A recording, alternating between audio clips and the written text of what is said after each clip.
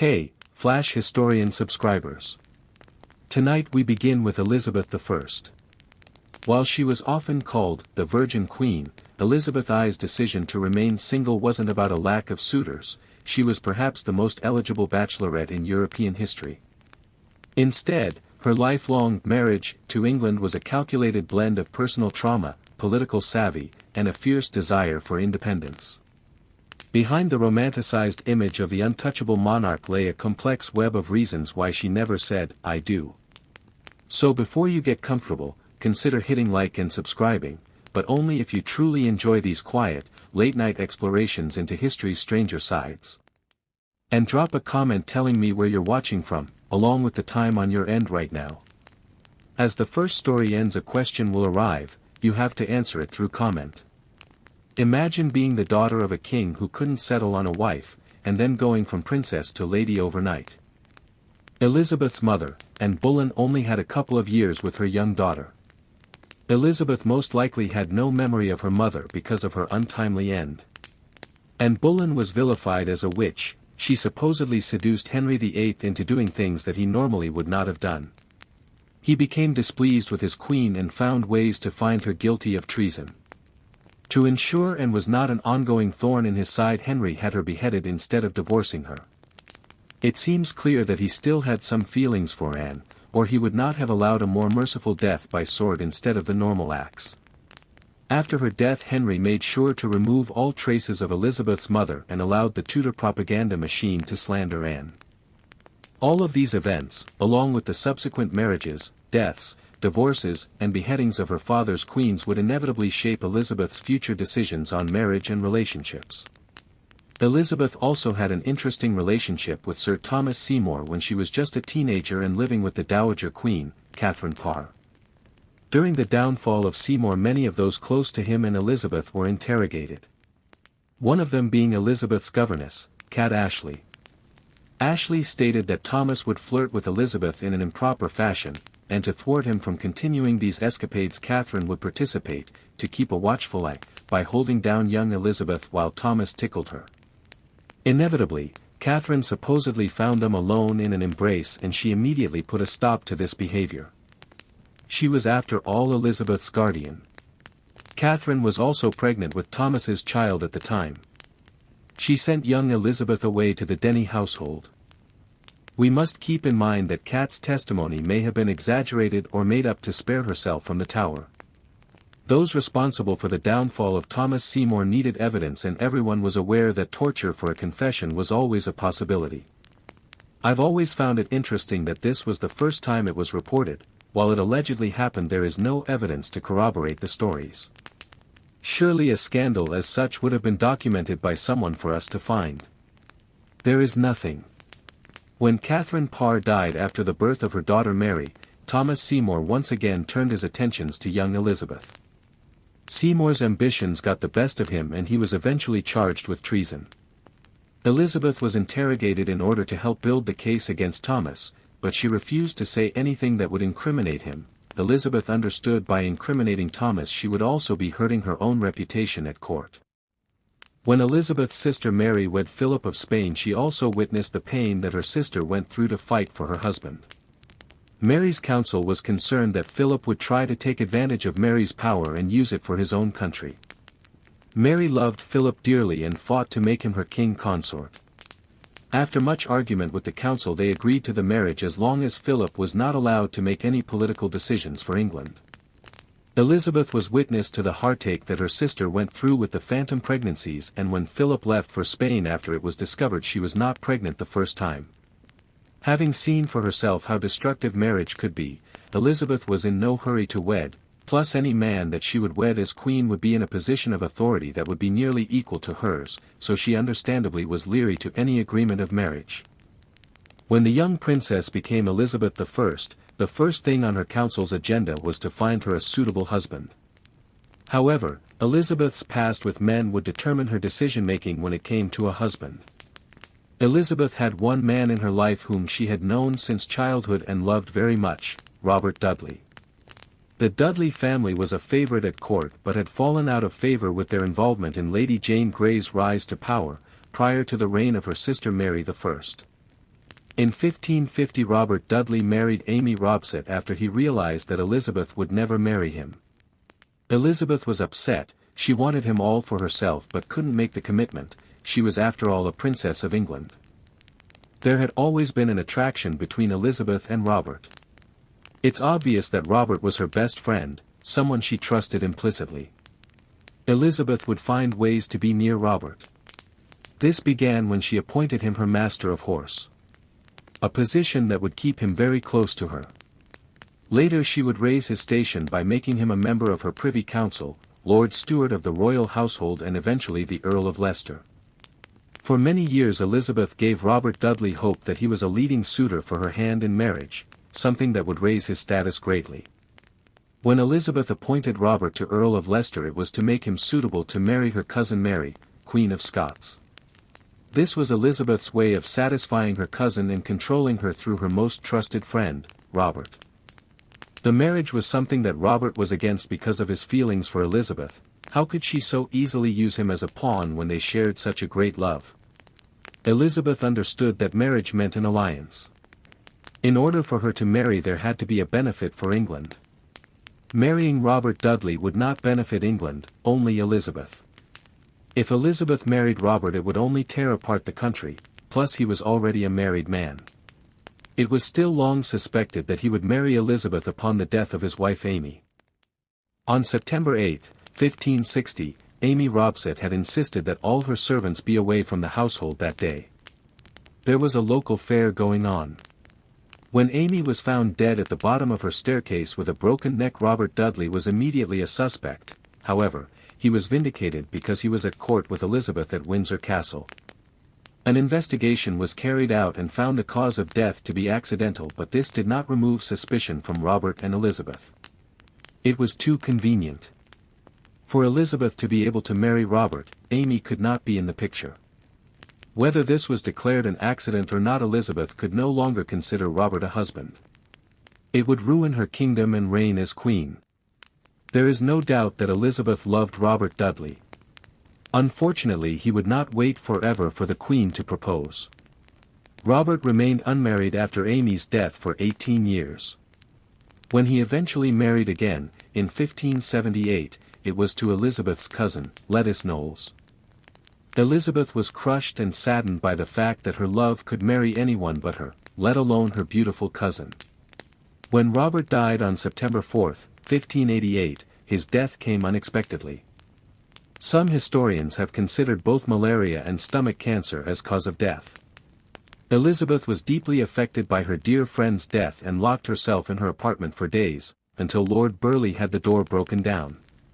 Elizabeth kept the last letter Robert Dudley had written her prior to his death in her bedside treasure box. The letter was still there when she died over a decade later. It seems clear now that all the male relationships that Elizabeth had, her father, Philip of Spain, Thomas Seymour and Robert Dudley and the fear of losing control of her kingdom had helped to shape her stance on marriage in her future. Elizabeth was able to witness how marriage affected women in her life and didn't want the same for herself. She also witnessed the death of Jane Seymour and Catherine Parr after giving birth, another possible outcome after a marriage. As she stated, she would rather be married to England than any man.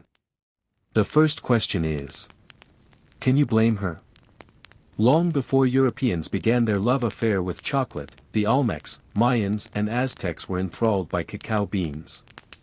These ancient civilizations made offerings of these precious beans to their gods and used them as money. How disappointing for Columbus to learn that these almonds, as the Spanish dubbed them, were the local currency rather than the gold he coveted. However, in time Europeans would certainly come to realize just how valuable and delicious these beans could be. Centuries before we taste the first chocolate bar, cacao, or cocoa, was mixed as a beverage, albeit to a mixed reception. But far from being the sweet drink we know today, the Mayan version was decidedly savory. Cacao beans were ground with maize and then mixed with water. It could also be flavored with allspice, vanilla, and ear flower, the flower of Cymbopetalum penduliflorum, a tree of the custard apple family, which is described as having a spicy flavor akin to black pepper or sometimes cinnamon. The chocolate mixture was then poured between two vessels from a height to create a foaming drink. The Aztecs would embellish this beverage further by adding chili powder and achiote, giving the drink a scarlet hue. Sometimes they would even boil the liquid to create a primitive version of the hot chocolate we know today. Initially, European visitors in the 16th century were not convinced of chocolate's virtues, with Italian Girolamo Benzoni declaring in 1575 that it seemed more a drink for pigs. Although, in the absence of wine, he forced himself to drink it and in the end concluded that it satisfies and refreshes the body. The Spanish soon realized the best way to make chocolate more palatable was to add sugar and spices. The sweetened cocoa mass would then be made into cakes, to which water could be added to make a drink. By the early 17th century, the beans and recipes for drinking chocolate had traveled across the ocean to the courts of Europe. Whilst the Spanish, French and Italians embraced this new drink, the English lagged behind in their enthusiasm. There is an account of English pirates seizing a Spanish cargo of cocoa beans in 1579. Assuming the beans to be sheep droppings, and having no idea of their value, they torched the lot. It would not be until 1655, when the English took Jamaica and its cacao plantations from the Spanish, that the habit of drinking chocolate would take hold in this country. High import duties on the beans meant that it was only available to the very affluent. It cost 50 to 75 pence per pound, or a week's work for a skilled tradesman during the late Georgian period. The English made their chocolate with water or milk, or sometimes a combination of the two, sugar, if the chocolate was unsweetened, egg yolks, and often with a slug of brandy or sack, a type of sherry, for good measure. It was also drunk out of small dishes rather than cups, like that other popular beverage of the day, tea. One of the reasons drinking chocolate became popular in the 17th century was due to the health benefits it was thought to provide.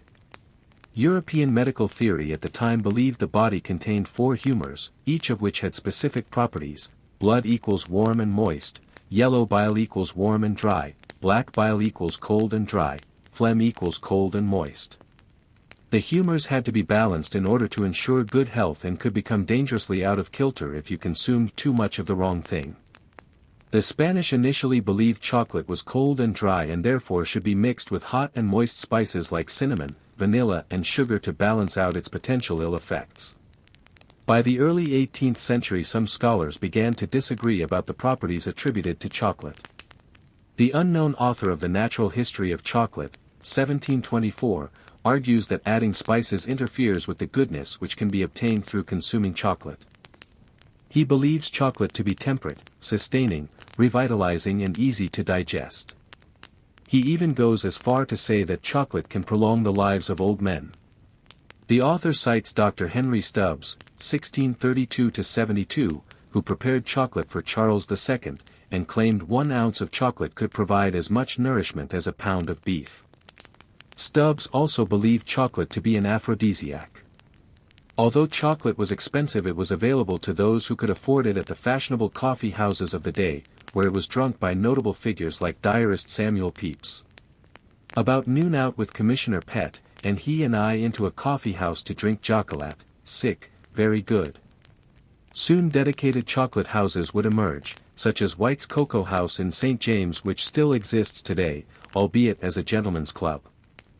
They were frequented by late 17th and 18th century literati such as Joseph Addison and Jonathan Swift, and were renowned hubs for political factions, so much so that Charles II tried to suppress them. He was unsuccessful. During the reign of Queen Anne, the Cocoa Tree became the headquarters for the Jacobite Party, who were keen to restore the Catholic Stuarts to the throne. Your choice of chocolate house very often depended on your political leanings, with author Daniel Defoe observing, "A Whig would no more go to the Cocoa Tree than a Tory will be seen at Coffee House in St. James." Women also drank chocolate, although in the confines of their own home rather than chocolate houses. The clubs were notorious gambling dens and attracted men of a lascivious nature, according to Defoe, who advised fathers to warn their daughters of the evils of promiscuous conversations that take place in chocolate houses which their husband may fall foul of. Queen Anne was a fan of the dark stuff and in May 1709 spent £50 on drinking chocolate, that's £5,000 in today's money. Although primarily consumed as a drink, chocolate was also used in desserts and confectionery from at least the 18th century. In the Cook's and Confectioner's Dictionary, 1723, John Knott provides 6 preparations for chocolate including chocolate biscuits and chocolate wine. His contemporary Charles Carter has recipes for chocolate pudding and chocolate cream in The Complete Practical Cook, 1730. But certain innovations would occur in the 18th and 19th century which would transform chocolate from a luxury item to the everyday confectionery we know today. Historically, cacao beans had been ground by hand as they had been since the days of the Mayans, a labor-intensive and time-consuming process. By the late 18th century, chocolate manufacturers began using steam-powdered machinery to grind the beans. In 1828, Dutch chemist Coenraad Johannes van Houten developed a process for turning the beans into a powder. This made it easier to mix with water and more easily digestible. It also meant that chocolate could be mass-produced and thereby, finally, more accessible to the masses. In the mid-19th century, the Quaker chocolate dynasty Fry and Sons developed a way to mix cocoa powder with sugar and cocoa butter to produce a smooth paste which could be poured into a mold. This is considered to be the first chocolate bar designed for eating rather than being converted into a drink. By the latter half of Queen Victoria's reign in the late 19th century, the company was the largest chocolate manufacturer in the world. Fry and Sons became the sole supplier to the Royal Navy of chocolate and cocoa as a substitute for the alcoholic grog the sailors had previously received as part of their daily rations. However, it was their rival Cadbury's, established by another Quaker family, who received a royal warrant in 1853 to provide chocolate to the Queen. Chocolate confectionery was now even bigger business and cocoa would increasingly be used as a flavoring in ices, cakes and biscuits. Whilst Fry and Sons and Cadbury's took a paternalistic approach to their employees on home soil, Cadbury's built a dedicated village in the Birmingham suburb of Bourneville to house their workers. There is an undeniably dark side to the production of chocolate. During the 16th century, the Spanish were quick to harness the labor of the indigenous people of the Americas. Disease and maltreatment of the local people had a catastrophic impact on the native population. It is estimated that only 10% of the original population of the Americas were still alive by the end of the 17th century. The answer was to import slaves from the African continent to work on the cacao plantations. Thousands of Africans were shipped to the Caribbean and the Americas as part of the three-way trade system. This saw the human cargo being sold and exchanged for raw materials like cacao beans and cotton, which would be shipped back to Europe and processed by industry into chocolate and textiles. The discovery of forastero cacao, a lower quality but more productive form of the cacao bean from Ecuador than the Criollo variety originally found in Mexico and Guatemala, would see dramatic changes in how chocolate was produced. An enslaved workforce and higher yields meant chocolate could be produced more cost-effectively. The same would be true of sugar.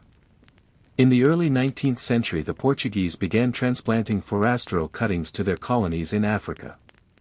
By the early 20th century, cacao plantations were widely established in Nigeria, the Gold Coast and the Ivory Coast. It is somewhat ironic that the majority of the world's cacao beans are now grown in African countries where so much of the enforced labor for the Americas was sourced. For many years, Fry and Sons boycotted cacao beans from Portuguese West African plantations in protest against the poor working conditions endured by the workers. As chocolate became increasingly accessible to the masses, it also fell victim to adulteration. In 1803, French chemist Antoine-Augustin Parmentier published an essay in which he warned of chocolate which left a pasty taste in the mouth. Any chocolate which had this effect had likely been mixed with farinaceous matter such as potato starch. Chocolate with a cheesy scent may have included animal fats, rather than cocoa butter, such as clarified mutton suet. Even chocolate made by the larger producers was not immune from adulteration. In the 19th century, Cadbury's admitted to using starch in their chocolate. In a bid to restore their reputation, Cadbury's began to market their products as the only pure chocolate, absolutely pure, therefore best, was their slogan, and even suggested chocolate manufacturers state the exact percentage of the ingredients on the wrappers. Cadbury's campaign worked. By the close of the century, they had surpassed Fry and Sons in sales. Sales of chocolate continue to grow, and it's available in a variety of forms and flavors, from mass-produced chocolate-covered candy bars to premium chocolate made from the finest Criollo cacao. There are also modern modifications enabling chocolate to be enjoyed by people of all dietary persuasions. Let's not forget that chocolate is also a favorite at Easter, and has been in England since the first English chocolate Easter eggs sold by Fry's in 1873 and later Cadbury's in 1875. Today, chocolate might not be considered currency in the modern world today, but it remains a staple in most households in a variety of delectable forms. On June 22, 2020, protesters attempted to take down an equestrian statue of Andrew Jackson that had stood in front of the White House for 167 years. Typical of media coverage of this event, a national public radio story explained why the protesters targeted the seventh president, President Jackson, who was a Tennessee slaveholder, signed into law the Indian Removal Act in 1830, which led to the expulsion of Native Americans east of the Mississippi River. The Cherokees' forced march to Oklahoma, during which thousands died, became known as the Trail of Tears. This brief narrative encapsulated what journalists, the educated public, and many U.S. historians know about Indian removal. Andrew Jackson was responsible for the policy. The Cherokees were its main victims. This story is too simple. Although Jackson's top priority upon becoming president in 1829 was to secure removal legislation, by his own admission, the Indian Removal Act was the happy consummation of a policy pursued for nearly 30 years. Jackson likely had in mind Thomas Jefferson's advocacy of relocating indigenous nations. When Jefferson purchased Louisiana from France in 1803, he declared that the new territory would give establishment in it to the Indians on the east side of the Mississippi, in exchange for their present country. Another problem with singling out Jackson is that he was no longer in office during the Cherokee Trail of Tears. It was Jackson's successor, Martin Van Buren, who oversaw the death of thousands of Cherokees forced west in 1838–39. This, of course, does not get Jackson off the hook. He agitated to evict the Cherokees during his entire presidency. An exclusive focus on Old Hickory, however, gives the erroneous impression that removal was the brainchild of a single, particularly bad president. In fact, the removal of indigenous people was a national priority with broad consensus. Often, the consensus behind removal has been obscured by conflict over the passage of the Indian Removal Act. Many Americans, especially in the North, opposed the legislation. One leading opponent was Jeremiah Evarts, a Protestant missionary, who wrote a series of essays under the pen name William Penn. Evarts powerfully argued that forcing the Cherokees from their homelands violated Christian principles. Catherine Beecher, a leading reformer in Hartford, Connecticut, took up the cause and encouraged women to petition Congress against the legislation. The removal bill passed the Senate comfortably, 28–19, but the margin in the House was slender, 102–97. Many who voted against the legislation worried it would damage a Christian nation's honor, though some were motivated more by political animosity toward Jackson. Historians have speculated that had removal legislation failed in 1830, the United States might have taken a very different path and allowed Cherokees, and other indigenous nations, to remain in their homelands. Even if the vote had gone the other way, however, Jackson and his allies, most notably the state of Georgia, would have continued to push for removal. Opposition would have remained, but it probably would have weakened over time.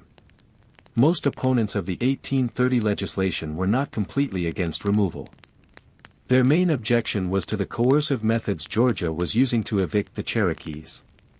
These included passing laws aggressively asserting jurisdiction over the Cherokee Nation, despite its treaties with the federal government, and allowing Georgia settlers to take up Cherokee lands. Missionaries and others who supported the Cherokees believed that the Cherokees would eventually have to move west. They wanted Cherokees to freely assent to this prospect. The only people who were unalterably opposed to Cherokee removal were the Cherokees themselves. In an address to the people of the United States, the Cherokee National Council informed its audience that, if we are compelled to leave our country, we see nothing but ruin before us. It is understandable that narratives about removal have focused on the Cherokees. Not only were they central to the debates about the Indian Removal Act, they remained in the spotlight when they filed suit before the Supreme Court, challenging Georgia's laws that undermined their treaty rights. In Cherokee Nation v. Georgia, 1831, the Supreme Court ruled that the Cherokee Nation was, in the words of Chief Justice John Marshall, domestic dependent nation. As such, it did not have standing before the court and could not challenge Georgia's laws attacking Cherokee sovereignty. The Cherokees then used Georgia's arrest of the missionary Samuel Worcester, who had been residing inside the Cherokee Nation, to return to the Supreme Court. As a U.S. citizen, Worcester had standing before the court. In Worcester v. Georgia, 1832, the court ruled that Georgia's laws undermining Cherokee sovereignty were unconstitutional, a great victory for the Cherokees and an important precedent in American Indian law to this day. Soon, however, Cherokees realized that the chief executive would not enforce the court's decision. Jackson supposedly said, "John Marshall has made his decision, now let him enforce it." A majority of Cherokees, under the leadership of Principal Chief John Ross, tried to fight off removal, but a minority, led by John Ridge, signed a removal treaty in 1835. This ignited another national debate as the Senate considered ratification. Even though the treaty clearly did not have the support of the Cherokee Nation, the Senate ratified it by a vote of 31 to 15, one more than the necessary two-thirds majority. The treaty, which was ratified in 1836, gave the Cherokees 2 years to move to Indian Territory, present-day Oklahoma. The Army began rounding up 19,000 Cherokees in May 1838. Around 2,000 died from measles, dysentery, and fevers in detention camps that summer before their journey west had even begun. Over the next several months, between 2,000 and 3,000 more perished on the way to Indian Territory and shortly after their arrival. The Cherokee Nation's heroic fight against removal, its implications for American Indian law, and the suffering and loss of life on their trail of tears are all an integral part of any history of Indian removal. Nonetheless, the Cherokees were far from the only nation to be targeted for removal. College-level textbooks often point out that in addition to the Cherokees, the other major southeastern nations, Chickasaws, Choctaws, Creeks, and Seminoles, were also forced from their homelands during the 1830s. Their trails of tears were just as horrific. But textbooks generally ignore the many nations in the North who were also removed. Reflecting a blind spot among U.S. historians, Jill Lepore in her magisterial These Truths, A History of the United States erroneously states that the policy of Indian removal applied only to the South. In fact, all or portions of the following northern nations were evicted in the 1830s and 1840s: Delawares, Lenapes, Haudenosaunees, Ho-Chunks, Kickapoos, Miamis, Ojibwe's, Ottawas, Potawatomis, Saukes and Meskwakis, Shawnees, and Wyandots. Recognizing that removal affected all indigenous nations east of the Mississippi River is important for two reasons. First, it counters a tendency to locate America's evils primarily in the South. It is true, of course, that what the 1619 Project terms America's original sin of slavery was centered in the South, though slavery continued to be legal in many northern states into the early 19th century. But America's other, original sin, removal and the violent dispossession of indigenous peoples more broadly, was not limited to the South. From the time of the American Revolution, taking native lands was a national priority. Second, a full accounting of the impact of removal requires us to consider not only the consequences for the Cherokee Nation and the other southeastern nations but for the northern nations as well. There were many, many trails of tears. Consider the Saukes and Meskwakis, Foxes, nations that had united in the early 18th century to survive genocidal violence from the French and their indigenous allies. After the passage of the Indian Removal Act, federal officials demanded that the Saukes and Meskwakis vacate their villages on the east bank of the Mississippi River in Illinois. Under the leadership of Black Hawk, a minority resisted this demand. When they did, the Army forced them to leave. To evade federal troops, joined by Illinois militiamen and Menominee, Ho-Chunk, and Dakota auxiliaries, Black Hawk and several hundred followers fled north into Wisconsin.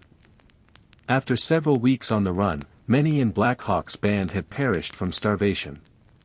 With troops still in pursuit, the remainder, now at the mouth of the Bad Axe River, tried to escape by crossing the Mississippi into Iowa. As they did, soldiers aboard a U.S. steamboat, bearing the name Warrior, came up the Mississippi and fired a cannon and other guns at men, women, and children on makeshift rafts, swimming alone, or with horses. At the same time, the pursuing troops arrived and cut down people still on the riverbank.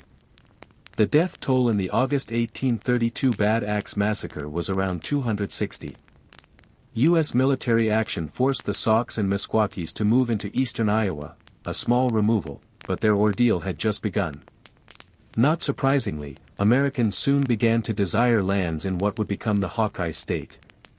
Federal officials decreed that Saukes and Meskwakis would need to move again, but they could not figure out a place to send them. So, in 1842, the government moved the Saukes and Meskwakis to a temporary location in western Iowa, which lacked timber and good soil and was infested with mosquitoes. Finally, in 1846, well over a decade after being ordered out of Illinois, federal officials designated a small reservation in eastern Kansas for their permanent home. Year after year, as Saukes and Meskwakis suffered from starvation, malnutrition, exposure, social stress, and disease, their population steadily diminished. From 6,500 in 1830, they numbered only 3,000 in 1846.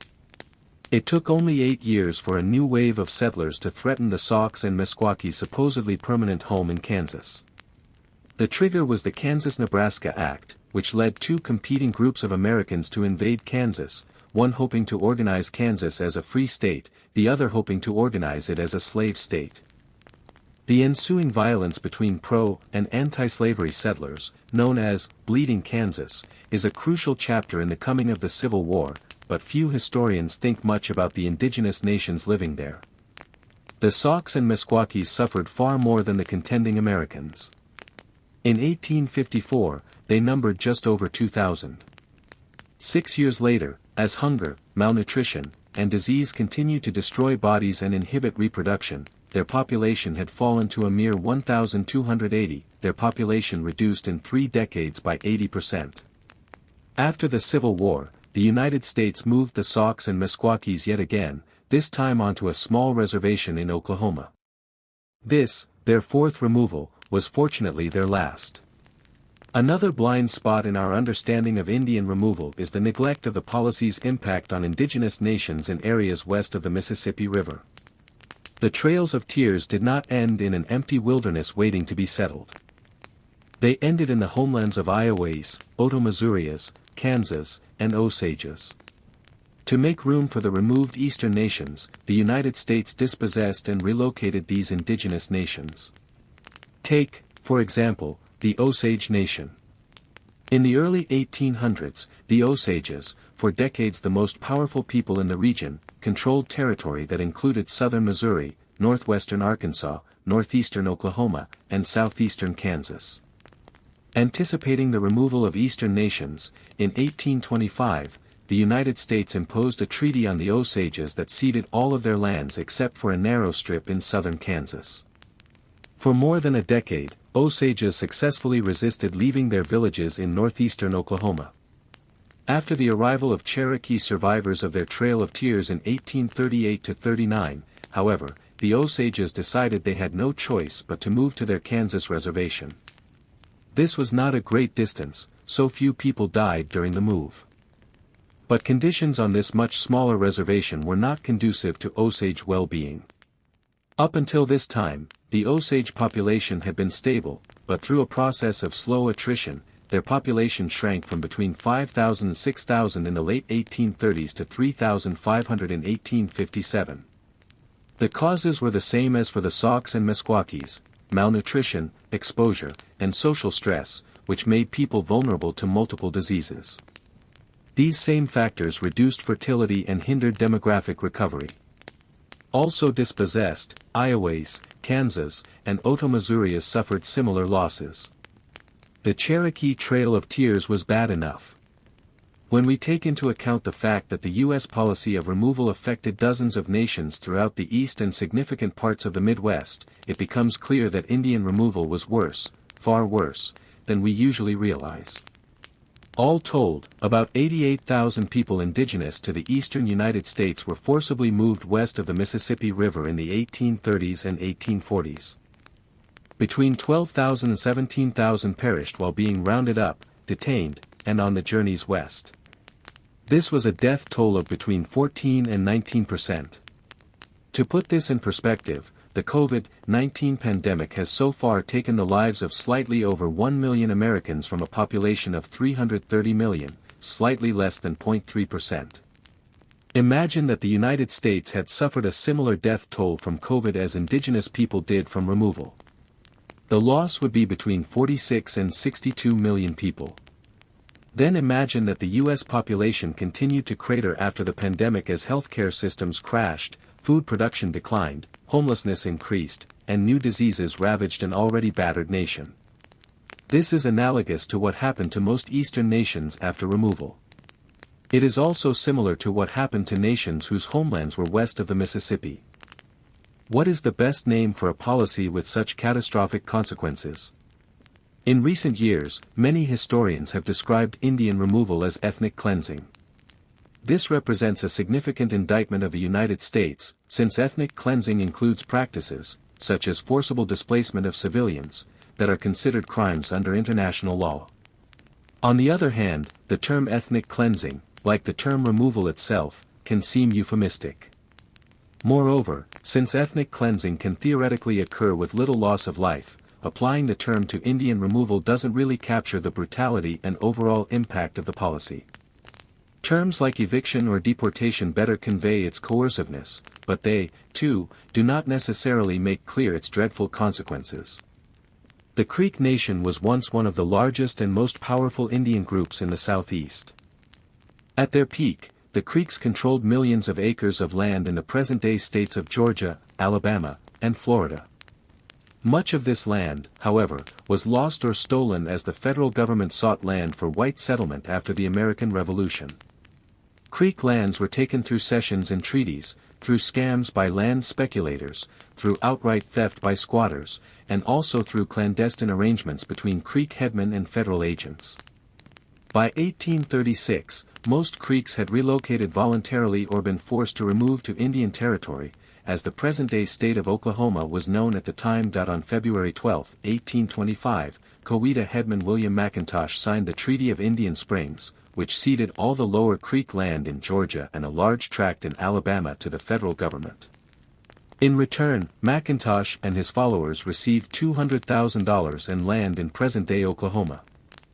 Most Creeks were overwhelmingly opposed to the land cession, and the sale of land without the approval of the Creek National Council was punishable by death under Creek law.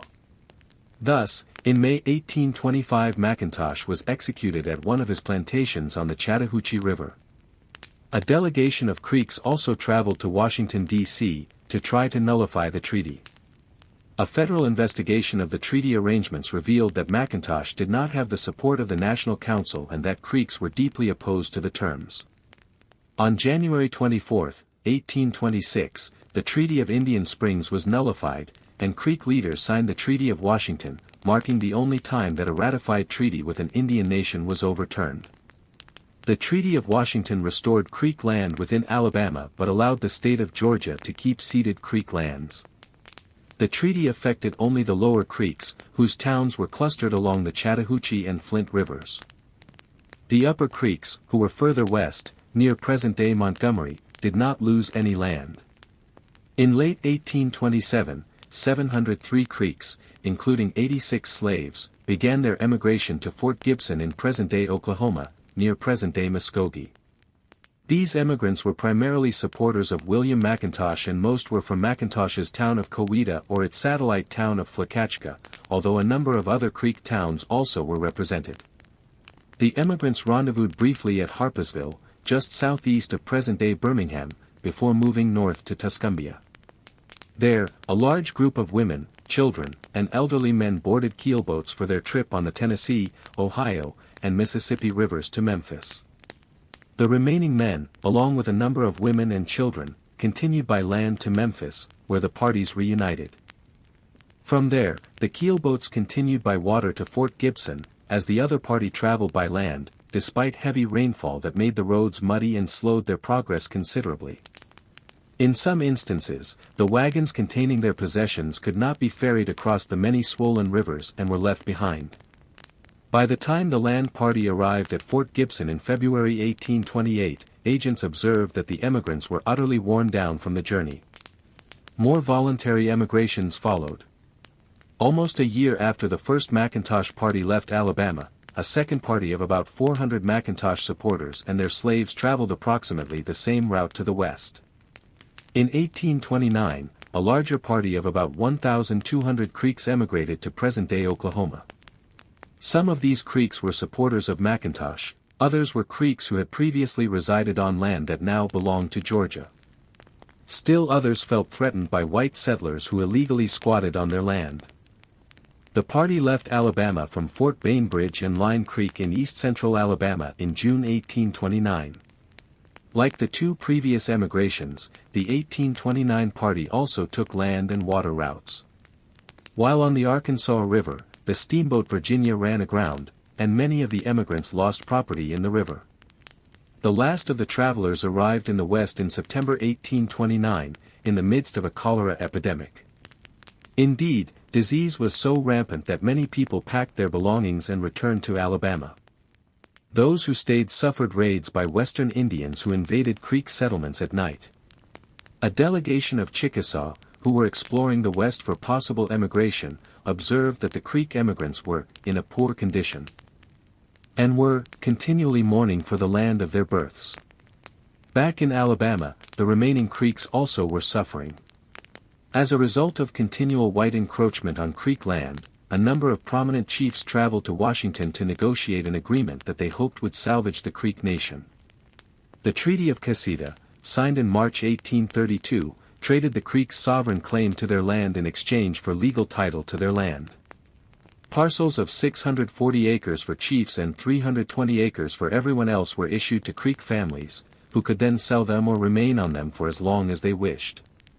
Despite the appeal of land reserves, the Treaty of Washington failed to accomplish almost all of the goals it set out to achieve. Whites continued to encroach on Creek land, and when Creeks tried to sell their reserves they often were cheated by unscrupulous land speculators. Amidst these troubles, two more voluntary emigrating parties left Alabama in 1834 and 1835. A majority of the Creeks denounced emigration, however, and refused to go west. But continued encroachment on Creek land and the land frauds associated with selling Creek reserves caused sporadic violence between Creeks and white settlers into the 1830s. These skirmishes finally erupted into war in the spring of 1836. The Second Creek War, as it came to be called, involved Creeks from the towns of Chaha, Uchee, and Heechee, among others, who attacked whites and looted and destroyed plantations in the present-day Alabama counties of Chambers, Macon, Pike, Lee, Russell, and Barber. The violence provided President Andrew Jackson with justification for removing all the Creeks from Alabama. After capturing the Creeks who participated in the uprising, soldiers chained and marched the prisoners to Montgomery, followed in wagons by related women and children.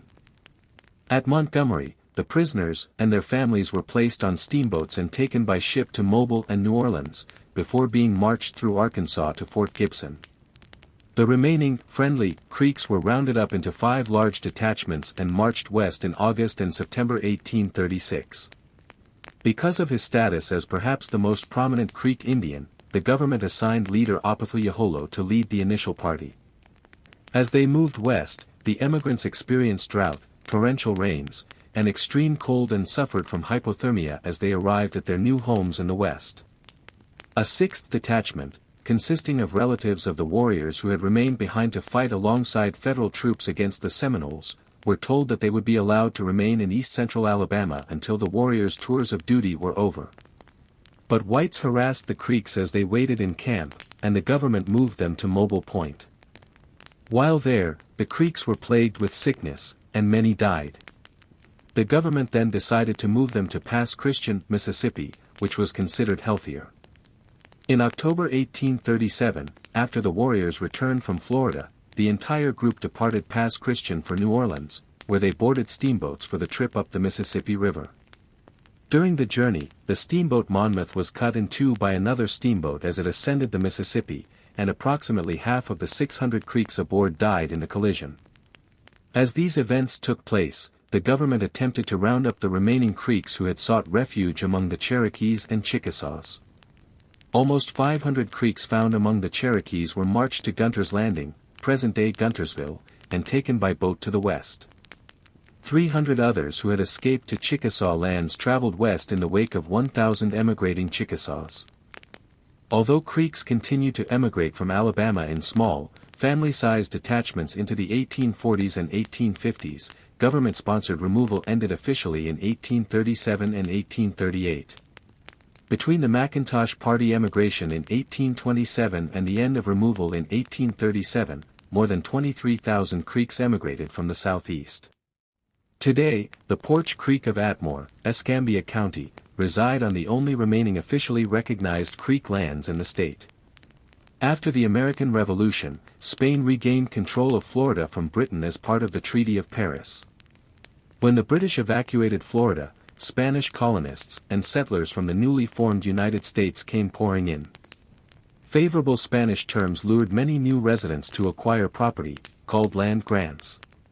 Even Seminoles were encouraged to set up farms because they provided a buffer between Spanish Florida and the United States. Escaped enslaved people also entered Florida, trying to reach a place where their U.S. masters had no authority over them.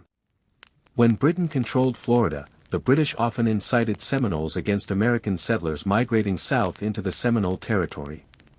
This, combined with the haven the Seminoles provided escaped enslaved people, led to the U.S. Army's increasingly frequent incursions into Spanish territory to attack the tribe and recapture the enslaved people. These skirmishes, led by forces under General Andrew Jackson between 1817 to 1818, became known as the First Seminole War. These campaigns attacked several key Seminole locations and forced the tribe farther south into Florida. Following the war, the United States effectively controlled East Florida. By 1821, the territory was brought under complete U.S. control as Spain formally ceded Florida to the United States as part of the Adams-Onis Treaty. Soon after acquiring Florida, the United States began urging the Indians to leave their lands and relocate along with other southeastern tribes to the Indian Territory in present-day Oklahoma. In the spring of 1832, the Seminoles were called to a meeting at Payne's Landing on the Ocklawaha River. The treaty negotiated with the U.S. government called for the Seminoles to move west if the land was suitable. A delegation of 7 chiefs toured the area for several months and, on March 28, 1833, signed what they believed to be a statement that the new land was suitable for consideration. Upon their return to Florida, however, there was disagreement as to the terms of the treaty. Many of the chiefs stated that they had not committed to moving their people to the new territory and were coerced through force and misinterpretation into signing. Some U.S. Army officers claimed that the chiefs had been wheedled and bullied into signing. Others noted evidence of trickery in how the treaty was phrased. The refusal of most Seminoles to abandon the reservation north of Lake Okeechobee and to relocate west of the Mississippi River led to what was known as the Second Seminole War. The Second Seminole War was the longest and most costly of all the wars of removal fought by the U.S. government. It formally began with what is now known as Dade's Massacre in December 1835. The vengeful killing of Wiley Thompson, an agent to the Seminoles, by Osceola, a young Creek warrior who emerged as one of the most influential leaders of the Seminole resistance, started a conflict that would last until 1842. Multiple American commanders tried and failed to defeat and remove the Seminoles. As the war wore on, the Seminole population steadily shrank as warriors were killed and groups sent west through capture or, rarely, acquiescence to removal. Under chiefs and warriors, including Osceola, Jumper, Alligator, Micanopy, Arpika, Halleck-Tustanugi, Cocucci, and many others, the Seminoles as a nation never stopped resisting. The war was vicious and bloody and often involved deception on both sides.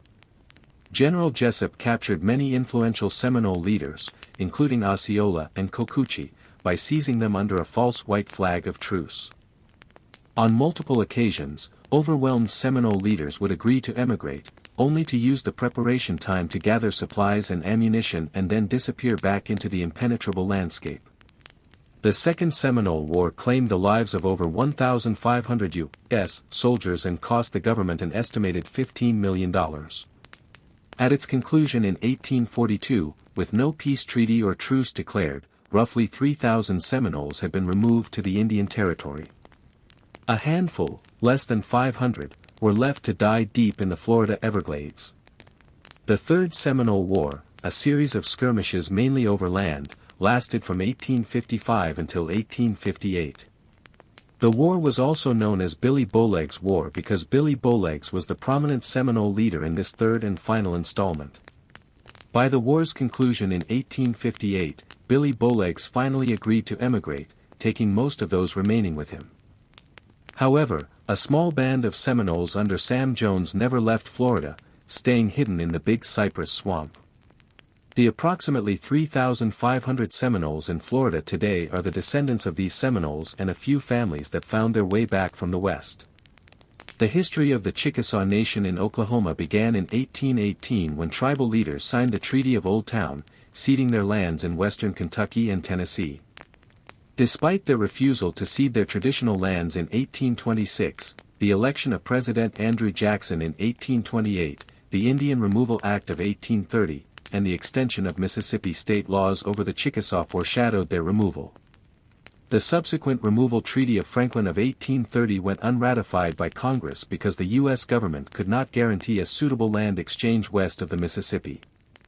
By the Treaty of Pontotoc in 1832, Jackson's treaty commissioners agreed to survey and sell the tribe's Mississippi and Alabama homelands, about 6 million acres, for $3 million. When Congress failed to ratify this treaty, Chickasaw leaders agreed to confirm their land-for-money exchange by signing the Treaty of Washington in 1834. After the Chickasaw failed to reach an agreement to purchase Choctaw land in the Indian Territory, Jackson's administration struggled to negotiate the Chickasaw removal from Mississippi. Due to intense pressure, the Chickasaw and Choctaw signed the Treaty of Dokesville in 1837, which gave the Chickasaw the right to settle in the western part of the Choctaw lands in present southeast Oklahoma. Instead of purchasing the land, Chickasaw leaders agreed to lease the Choctaw Tract for $530,000 and representation on the Choctaw Council. Approximately 80% of the pre-removal Chickasaw population, 4,914 and 1,156 slaves, completed their removal in 1837–38 without the privations and losses encountered by the Choctaw. However, they faced the loss of national identity and external threats. Instead of settling in the new Chickasaw district of the Choctaw Nation, the majority of the immigrants remained in temporary camps near Choctaw towns and government supply depots, drawing rations and waiting for annuity payments. Intemperance and a breakdown in political leadership and structure added to the malaise. Fear of attacks from the western tribes, especially the Kiowa, Comanche, and Pawnee, also slowed Chickasaw settlement on their land in the central and western areas of the Choctaw country. Despite the security afforded by the construction of Fort Washita in 1842 and Fort Arbuckle in 1851, the transition to the Chickasaw lands took 15 years. Outvoted on the Choctaw Council and frustrated at their loss of identity as a people, the Chickasaw struggled to develop a new political order and to terminate their compact with the Choctaw. In keeping with the terms of the 1837 treaty, under the Choctaw National Government, the Chickasaw elected a district chief who served on the Choctaw Council, but they also continued their ancient system of a king and a clan-based council. In 1849, the Chickasaw District Council set up a committee of vigilance to manage the tribe's external affairs. The members visited Washington to study legislation, scrutinize government management of the Chickasaw National Fund, and press for the sale of their remaining land in Mississippi. Chickasaw leaders began to experiment with constitutional government and drew up a document at a general council at Boiling Springs in 1846. A second and more detailed document was written in 1848 and was amended in 1849 and again in 1851. As they refined their constitution, the Chickasaw campaigned to separate from the Choctaw and received support from federal officials. In 1854, Chickasaw and Choctaw commissioners reached an agreement. A formal separation treaty was finalized in Washington in 1855 and was ratified by both tribal councils and the U.S. Senate in 1856. The new Chickasaw Nation emerged in August 1856 at Tishomingo at a convention that ratified a new constitution. While guaranteeing the essential principles and the individual rights of a free people and government, the Constitution provided for the separation of powers through three branches of government. The traditional tribal chief became the Chickasaw Nation's governor, elected by popular vote for a 2-year term. The council became a bicameral legislative body, including a House of Representatives and a Senate. The judiciary included a Supreme Court, circuit courts, and county courts. The structure for local county government was defined, and slavery was protected. When Cyrus Harris, a mixed blood, became the first governor of the new Chickasaw Nation, it appeared to signal a renewal and rebirth of his people. Mixed bloods dominated the new government. As slaveholders and commercial farmers they dominated the economic resurgence prior to 1861. Cotton, corn, and other grains became the principal crops, but Chickasaw farmers also used their prairie lands for stock raising, including horses, cattle, sheep, hogs, and goats. Already famous for breeding horses, they established markets for their horses and cattle in Arkansas, Missouri, and Louisiana. With the eruption of armed sectional conflict, the Chickasaw Nation declared its independence in May 1861 and formally joined the Confederacy in July. Slave-owning mixed bloods and individuals harboring bitterness toward the U.S. government over land sales caused the Chickasaw to ally with the secessionist South. The war proved to be costly. Chickasaws who raised fighting units had their lands invaded by thousands of refugees from neighboring tribes. The war formally ended for the Chickasaw and their neighbors at a meeting with federal officials in September 1865 at Fort Smith, Arkansas. Summoned to Washington in April 1866, the Chickasaw and Choctaw were forced to sign a treaty renewing their compact with the U.S. government. They agreed to abolish slavery, recognize the rights of freedmen, and provide railroad rights-of-way through their country. The post-Civil War era brought more challenges and threats to the Chickasaw Nation. The 1856 Constitution differed little from the new Constitution of 1866, which eliminated slavery and recognized the freedmen. Chickasaw economic and political life came increasingly under the influence of the U.S. economy, cattle ranchers, railroads, and white immigrants. Political infighting emerged between the national and progressive parties. While the progressives favored economic growth and accommodation, the conservative National Party dominated the government from 1874 through 1902, opposing allotment and territorialism. Nevertheless, the ranchers, the railroads, and an influx of American settlers that numbered 40,000 by 1893 undercut the conservatives' policies. Their greatest successes came with the reopening of schools and increasing educational opportunities for Chickasaw citizens, including the return of missionaries and church-supported schools. The Curtis Act of 1898 and the flood of non-Indian settlers forced the Chickasaw and other Indian nations to consider allotment and to agree to terminate independent governments. In 1895 the Dawes Commission began holding hearings in the Indian Territory to negotiate allotment agreements with the 5 tribes. Although a joint Chickasaw and Choctaw Commission agreed to land allotment to tribe members and to reserve coal and asphalt lands, Chickasaw voters rejected the Atoka Agreement of 1897. Subsequently, Congress adopted the Curtis Act, which embodied the Atoka Agreement, ended tribal sovereignty, abolished tribal courts and enforcement of tribal laws, and scheduled all tribal governments to terminate on March 4, 1906. Faced with the dissolution of their tribal autonomy, the Chickasaw joined the other 5 tribes in a separate statehood movement for the Indian Territory. At the Sequoia Convention, held in Muskogee in August 1905, delegates adopted a constitution and a plan for an Indian state. Despite receiving a resounding endorsement from a referendum of the 5 tribes, the U.S. government rejected their petition for statehood. By 1910 land allotments had been made to 6,337 Chickasaw and 4,607 black freedmen. In 1907 the Chickasaw became a powerless minority in their old tribal lands and in the new state of Oklahoma. Although the Chickasaw Nation ceased to exist from 1907 through 1983, the office of governor continued through presidential appointment. Chickasaw governors and tribal attorneys became involved with issues related to the jointly owned coal and asphalt lands and with other unresolved land questions. New Deal legislation of the 1930s, World War II, and the post-war period brought changes to the lives of the Chickasaw, including funds for education, relief, and jobs, election of tribal councils, and a renewed sense of Indian identity. A shift in federal Indian policy from termination to self-determination, pan-Indian activism of the 1960s, and federal war on poverty programs spurred a political and cultural rebirth among the Chickasaw. In 1963, under the leadership of Governor Overton James, the Chickasaw began to take advantage of federal programs to provide social and economic services to tribe members. In 1971, James became the first elected governor since 1904 under the Indian Civil Rights Act of 1968 and other federal legislation that restored the right to hold popular elections. The Chickasaw Nation adopted a new constitution in 1979 based on the old 1866 Constitution and the U.S. Constitution, with the separation of powers into the three branches of government. After several legal challenges, Chickasaw tribe members ratified a modified version that received approval from the U.S. government in 1983.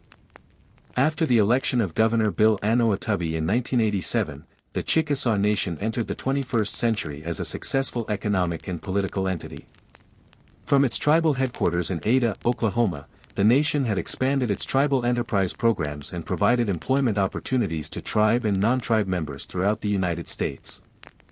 Gaming revenues were used to establish or expand business ventures, including tobacco shops, travel plazas, a publishing company, and an electrical utility. The Chickasaw population reached approximately 37,000, with some 26,000 resident in Oklahoma. Those tribe members received a wide range of services, including family assistance, housing, health care, and education and training. Heritage preservation and the study of Chickasaw language, culture, and history remained a primary focus of tribal leaders.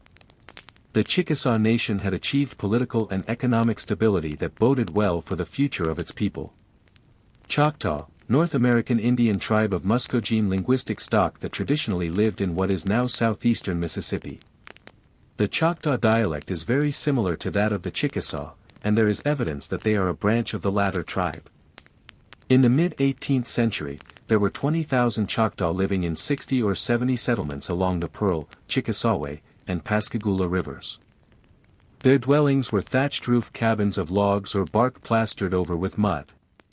Among the southeastern agriculturalists, the Choctaw were perhaps the most skillful farmers, producing surplus crops to sell and trade.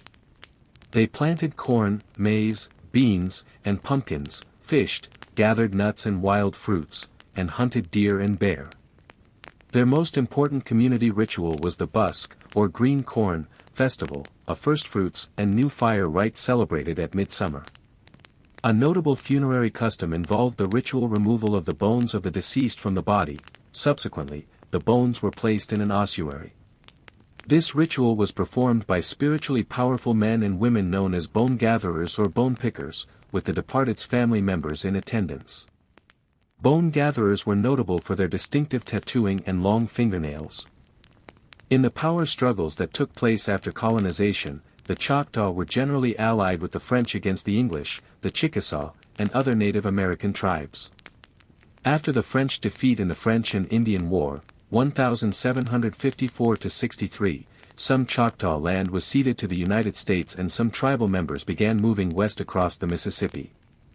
In the 19th century, the growth of the European market for cotton increased the pressure for the acquisition of Choctaw land, and in 1820 they ceded 5 million acres in west-central Mississippi to the United States. In the 1830s, the Choctaw were forced to move to what is now Oklahoma, as were the other members of the 5 civilized tribes, the Creek, Cherokee, Chickasaw, and Seminole. For 3/4 of a century each tribe had a communal land allotment and a quasi-autonomous government modeled on that of the United States. In preparation for Oklahoma statehood, 1907, some of this land was allotted to individuals from the 5 civilized tribes, the rest was opened up to white homesteaders, held in trust by the federal government, or allotted to freed slaves. Tribal governments were effectively dissolved in 1906 but have continued to exist in a limited form. Choctaw descendants numbered more than 159,000 in the early 21st century. Asia and North America remained connected until about 12,000 years ago. Although most of the routes used by the Paleo-Indians are difficult to investigate because they are now under water or deeply buried or have been destroyed by erosion and other geological processes, research has divulged a variety of information about their lives and cultures. Archaeological discoveries in the first half of the 20th century indicated that the migration had occurred by about 9,500 BCE, and subsequent finds pushed this boundary to even earlier dates. Scholars group Paleo-Indians into two distinct traditions, the Clovis, Folsom, and related cultures of the North American interior, and the pre-Clovis cultures, whose distribution is emerging through contemporary research. All the Paleo-Indian groups lived in a relatively dynamic landscape that they shared with Pleistocene flora and fauna, most notably with megafauna such as mammoths, mastodons, giant bison, giant ground sloths, saber-toothed cats, and short-faced bears. Paleo-Indian sites often include the remains of megafauna, sometimes leading to the mistaken impression that these peoples were solely dedicated to the capture of big game. For a time this impression was sustained by a variety of preservation and identification issues such as the rapid degeneration of small mammal, fish, and vegetal remains in the archaeological record and the use of recovery techniques that neglected or ignored such materials. By the turn of the 21st century, however, excavations at sites such as Galt, Texas, and Jake Bluff, Oklahoma, had clearly demonstrated that at least some Paleo-Indians used a variety of wild animal and plant foods and so are better characterized as generalized hunter-gatherers than as people who limited themselves to the pursuit of big game. In 1908 George McJunkin, a formerly enslaved ranch foreman, reported that the bones of an extinct form of giant bison, Bison antiquus, were eroding out of a wash near Folsom, New Mexico. An ancient spear point was later found embedded in the animal's skeleton. In 1929 teenager Ridgely Whiteman found a similar site near Clovis, New Mexico, albeit with mammoth rather than bison remains. The Folsom and Clovis sites yielded the first indisputable evidence that ancient Americans had coexisted with and hunted the megafauna, a possibility that most scholars had previously met with skepticism. The Clovis culture proved to be the earlier of the two. Clovis projectile points are thin, lanceolate, leaf-shaped, and made of stone. One or more longitudinal flakes, or flutes, were removed from the base of each of the point's two flat faces. Clovis points were affixed to spear handles and are often found on mammoth kill sites, usually accompanied by side scrapers, used to flence the hide, and other artifacts used to process meat. Clovis culture was long believed to have lasted from approximately 9500 to 9000 BCE, although early 21st century analyses suggest it may have been of shorter duration, from approximately 9050 to 8800 BCE. Folsom culture seems to have developed from Clovis culture.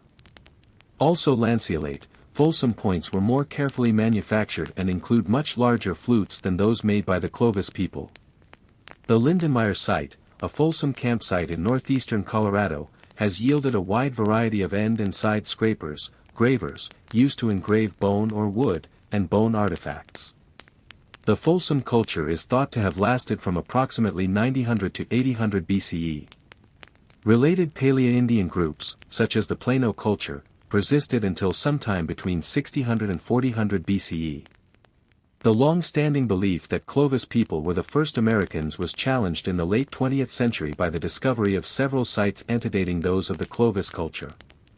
Although many scholars were initially skeptical of the evidence from these sites, the late 1990s saw general agreement that humans had arrived in North and South America by at least 11,000 BCE, some 1,500 years before the appearance of Clovis culture. Dating to about 10,500 BCE, Monte Verde, a site in Chile's Lanquihue province, is the oldest confirmed human habitation site in the Americas. First excavated in the 1970s, the site did not seem to concord with findings that placed the earliest humans in northeastern Asia no earlier than c. 11,500 BCE. It seemed extremely unlikely that people could have meandered from Siberia to Chile in just 1,000 years. However, excavations at the Yana rhinoceros horn site in Siberia subsequently determined that humans were present on the western side of Beringia as early as 25,000 BCE, providing ample time for such a migration. A number of other sites may be as early or earlier than Monte Verde.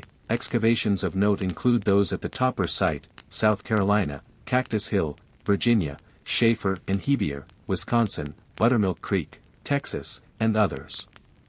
Further investigations will continue to clarify the patterns of Paleo-Indian migration. Beginning about 6000 BCE, what had been a relatively cool and moist climate gradually became warmer and drier. A number of cultural changes are associated with this environmental shift, most notably, bands became larger and somewhat more sedentary, tending to forage from seasonal camps rather than roaming across the entire landscape. Fish, fowl, and wild plant foods, especially seeds, also become more apparent in the archaeological record, although this may be a result of differential preservation rather than changes in ancient subsistence strategies. Finally, various forms of evidence indicate that humans were influencing the growth patterns and reproduction of plants through practices such as the setting of controlled fires to clear forest underbrush, thereby increasing the number and productivity of nut-bearing trees. In aggregate, these changes mark the transition from Paleo-Indian to archaic cultures. The duration of the archaic period varied considerably in Northern America. In some areas it may have begun as long ago as 8000 BCE, in others as recently as 4000 BCE. Between 6000 and 4000 BCE the wild squash seeds found at archaeological sites slowly increased in size, a sign of incipient domestication. Similar changes are apparent by about 5000 BCE in the seeds of wild sunflowers and certain weedy plants, defined as those that prefer disturbed soils and bear plentiful seeds, such as sumpweed, Iva annua, and lamb's quarters, Chenopodium album. Northern Americans independently domesticated several kinds of flora, including a variety of squash, circa 3000 BCE, unrelated to those of Mesoamerica or South America, sunflowers Helianthus annuus, circa 3000 BCE, and goosefoot Chenopodium berlandieri, circa 2500 BCE. Many prehistoric Native American peoples eventually adopted some degree of agriculture. They are said to have transitioned from the archaic to subsequent culture periods when evidence indicates that they began to rely substantively upon domesticated foods and in most cases to make pottery. Archaeologists typically place the end of the North American Archaic at or near 1000 BCE, although there is substantial regional variation from this date. For instance, the Plains Archaic continued until approximately the beginning of the Common Era, and other groups maintained an essentially archaic lifestyle well into the 19th century, particularly in the diverse microenvironments of the Pacific Coast, the arid Great Basin, and the cold boreal forests, tundras, and coasts of Alaska and Canada. Archaic peoples living along the Pacific Coast and in neighboring inland areas found a number of innovative uses for the rich microenvironments of that region. Groups living in arid inland locales made rough flint tools, grinding stones, and, eventually, arrowheads and subsisted upon plant seeds and small game. Where there was more precipitation, the food supply included elk, deer, acorns, fish, and birds. People on the coast itself depended upon the sea for their food supply, some subsisting mainly on shellfish, some on sea mammals, others on fish, and still others on a mixture of all three. In contrast to the larger projectile points found elsewhere in North America, many Pacific Coast archaic groups preferred to use tools made of microblades. Sometimes these were set into handles to make knives composed of a series of small individually set teeth rather than a long, continuous cutting edge. However, in the Northwest Coast culture area, the people of the Old Cordilleran culture preferred lanceolate points, long blades, and roughly finished choppers. During the post-glacial warming period that culminated between 3000 and 2000 BCE, the inhabitants of the drier areas without permanent streams took on many of the traits of the desert archaic culture, while others turned increasingly toward river and marsh resources. In the first millennium BCE the Marpole complex, a distinctive toolmaking tradition focusing on ground slate, appeared in the Fraser River area. Marpole people shared a basic resemblance to historic Northwest Coast groups in terms of their maritime emphasis, woodworking, large houses, and substantial villages. Ancient peoples in the present-day Plateau and Great Basin culture areas created distinctive cultural adaptations to the dry, relatively impoverished environments of these regions. The Cochise or Desert Archaic culture began by about 7000 BCE and persisted until the beginning of the Common Era. Desert Archaic people lived in small nomadic bands and followed a seasonal round. They ate a wide variety of animal and plant foods and developed techniques for small seed harvesting and processing. An essential component of the desert archaic tool kit was the milling stone, used to grind wild seeds into meal or flour. These groups are known for having lived in caves and rock shelters. They also made twine basketry, nets, mats, cordage, for cloaks, sandals, wooden clubs, digging sticks, spear throwers, and dart shafts tipped with pointed hardwood, flint, or obsidian. Their chopping and scraping tools often have a rough, relatively unsophisticated appearance, but their projectile points show excellent craftsmanship. The Plains Archaic began by about 6000 BCE and persisted until about the beginning of the Common Era. It is marked by a shift from just a few kinds of fluted Paleo-Indian points to a myriad of styles, including stemmed and side-notched points. The primary game animal of the Plains Archaic peoples was the bison, although as savvy foragers they also exploited a variety of other game and many wild plant foods. As the climate became warmer, some groups followed grazing herds north into present-day Saskatchewan and Alberta.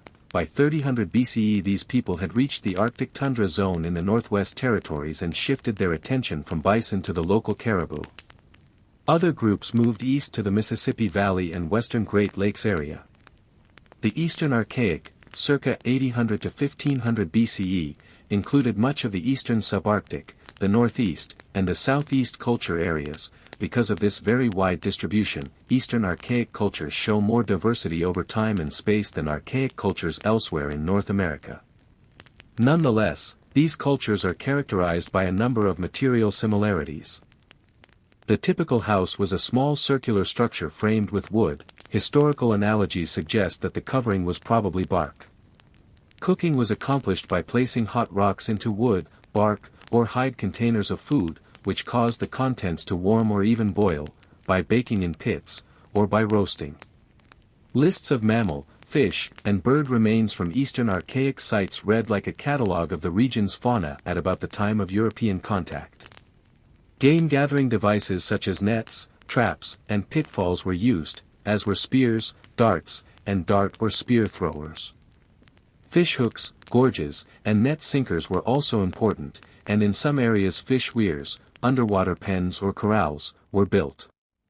River, lake, and ocean mollusks were consumed, and a great many roots, berries, fruits, and tubers were part of the diet. Over time, Eastern Archaic material culture reflects increasing levels of technological and economic sophistication. A large variety of chipped flint projectiles, knives, scrapers, perforators, drills, and adzes appear. The era is also marked by the gradual development of ground and polished tools such as grooved stone axes, pestles, gouges, adzes, plummets, stones ground into a teardrop shape, used for unknown purposes, and bird stones and other weights that attach to spear throwers. Eastern Archaic people in what are now the states of Michigan and Wisconsin began to work copper, which can be found in large nodules there. Using cold hammer techniques, they created a variety of distinctive tools and art forms.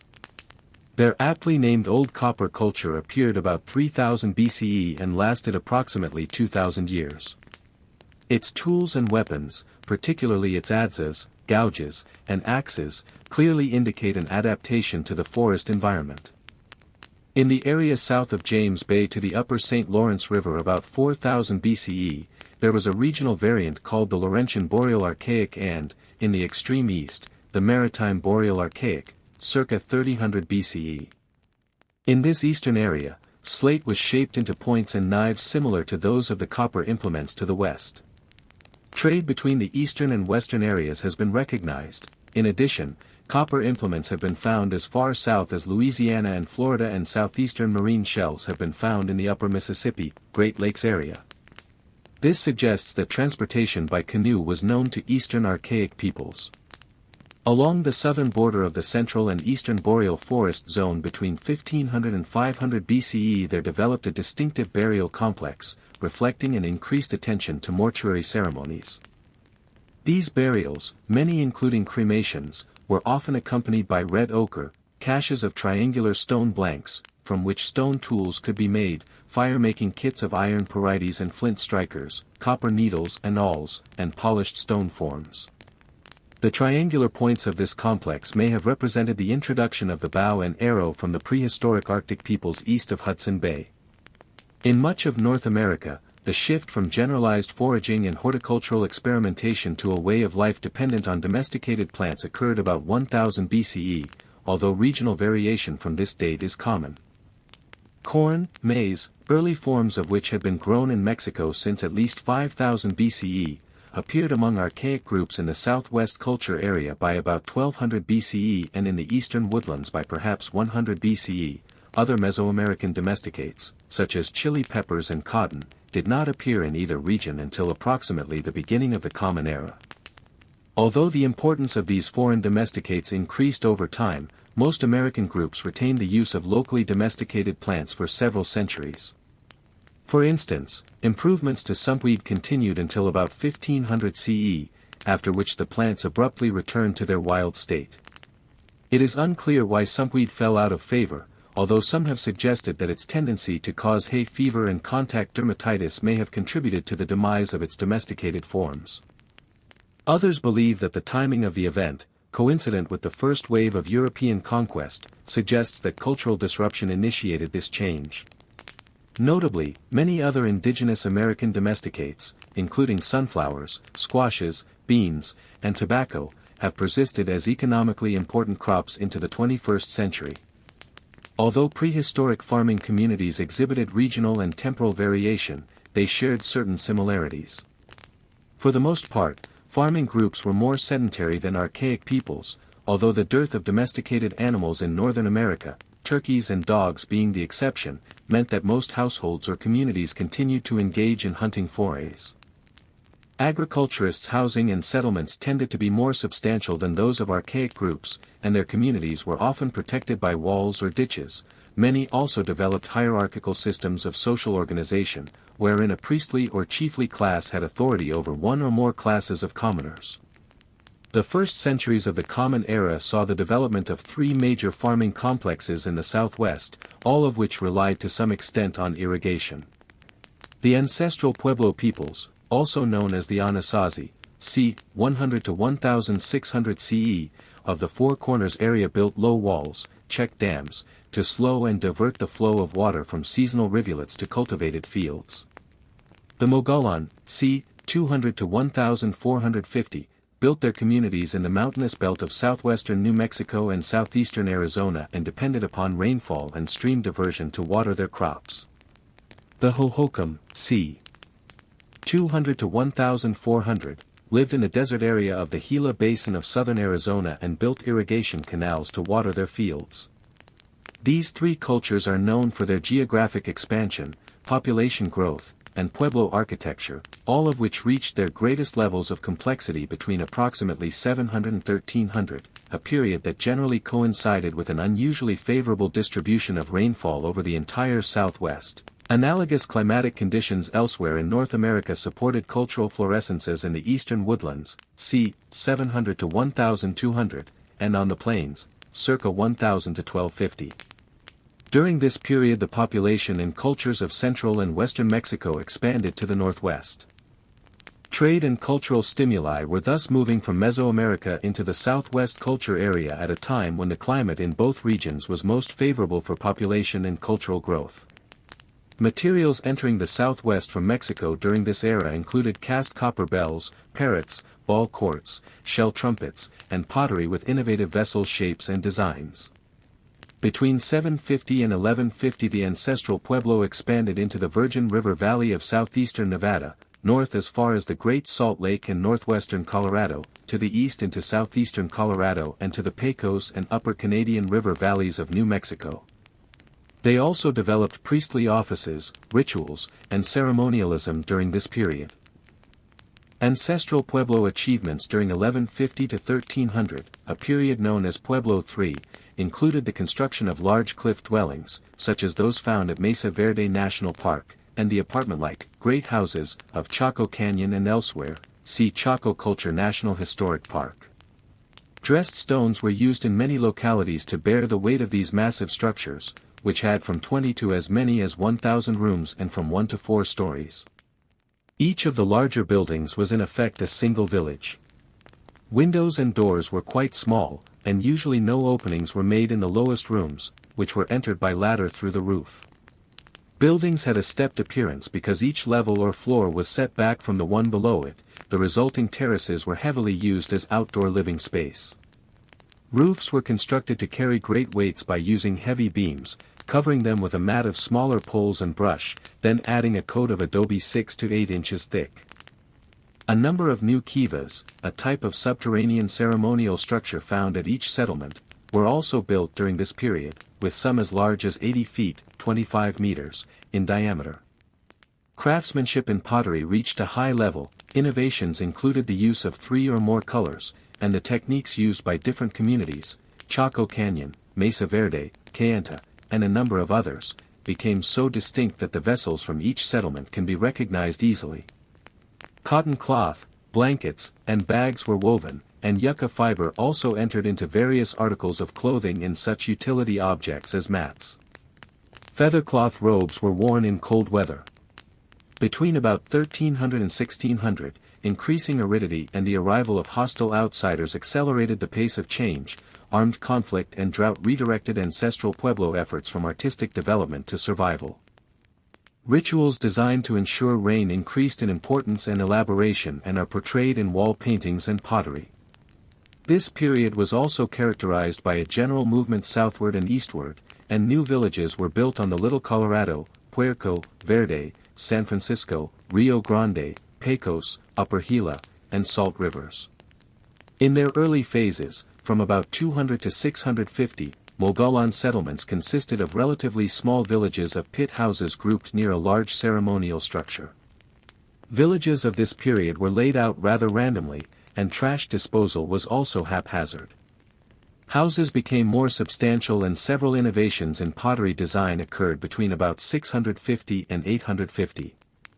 From about 850 to 1000, Mogollon villages exhibit ancestral Pueblo influence in such things as construction techniques, shifting from pit houses to pueblos, and pottery design.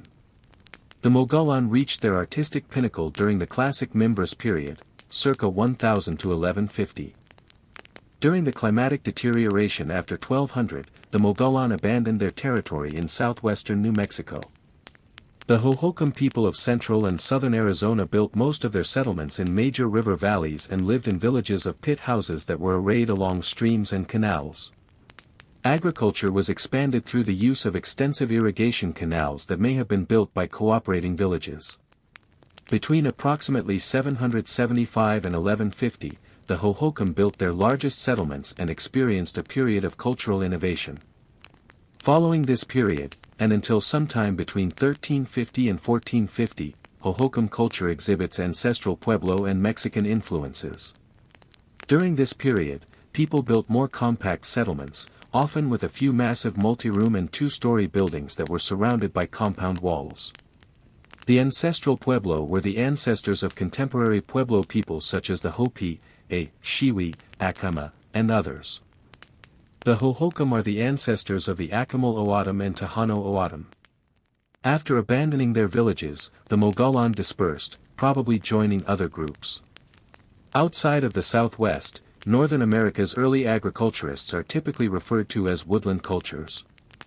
This archaeological designation is often mistakenly conflated with the ecocultural delineation of the continent's eastern culture areas. The term Eastern Woodland Cultures refers to the early agriculturists east of the Mississippi Valley, but the term Eastern Woodlands refers to the northeast and southeast culture areas together.